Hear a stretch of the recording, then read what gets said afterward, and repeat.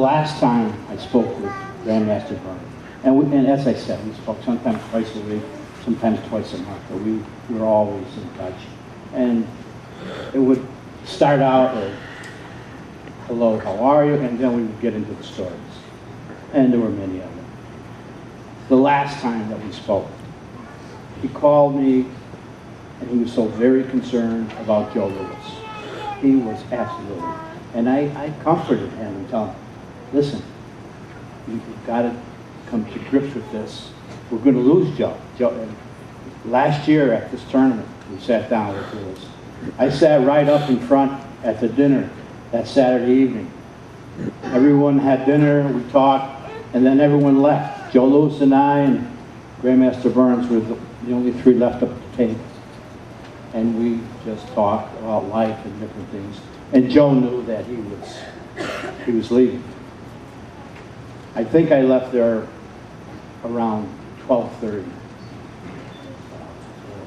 because we get the fellow who was taking care of Joe Lewis. He said, he's got to get to bed. He's got to get rest. So we parted. Then the year went on, and Joe Lewis went into Coatesville Hospital in Pennsylvania, and Grandmaster Byrne would call him and give me reports on those things of that. And then this last time we talked, I was in a place called Goshen, Connecticut. My daughter has a farm there, and my granddaughter rides horses. And I was up in the barn, and my cell phone rang, and it was Grandmaster Byrne. And my granddaughter was cleaning her horse. And I was there because 6 months prior, in fact it was St. Patrick's Day, the horse kicked her in the forehead. We went through quite a time. So we always made sure, she was 12 years old, that someone was with her when she was taking care of the horse. But the phone rang, and I sat down in a bale of hay, and Grandmaster Byrne and I talked, with no exaggeration, probably 45 minutes an hour. And up there in the barn, as I said, sitting on a bale of hay, and we just talked about everything. And it was just absolutely amazing.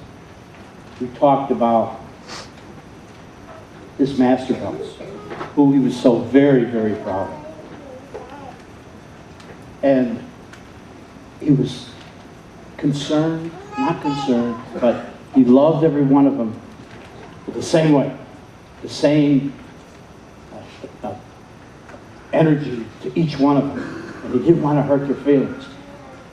But he was telling me he had to pick one person.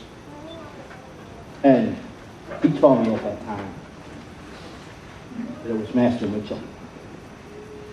And he went into her pedigree, how she started in 1978 and all this sort of thing. And I listened, and I didn't say a lot, I just listened to it. It was after that, we hung up, and then I didn't hear from her. I said to my wife, I said, you know, this is strange. I haven't heard. And then I called, and I got no response. I got no answer. I'd love to call his cell phone number because I like the music. Yeah, I thought it was very soothing. So he kind of got you in the right frame of mind before he talked. I enjoyed music. In his adult years, he was... He will always be with us. We present his Legacy Award. Cell phone rang, and it was Grandmaster Byrne. And my granddaughter bowing to me, and I really... On that, in order to encourage that, I would like to give a scholarship to... So, we'd like to present her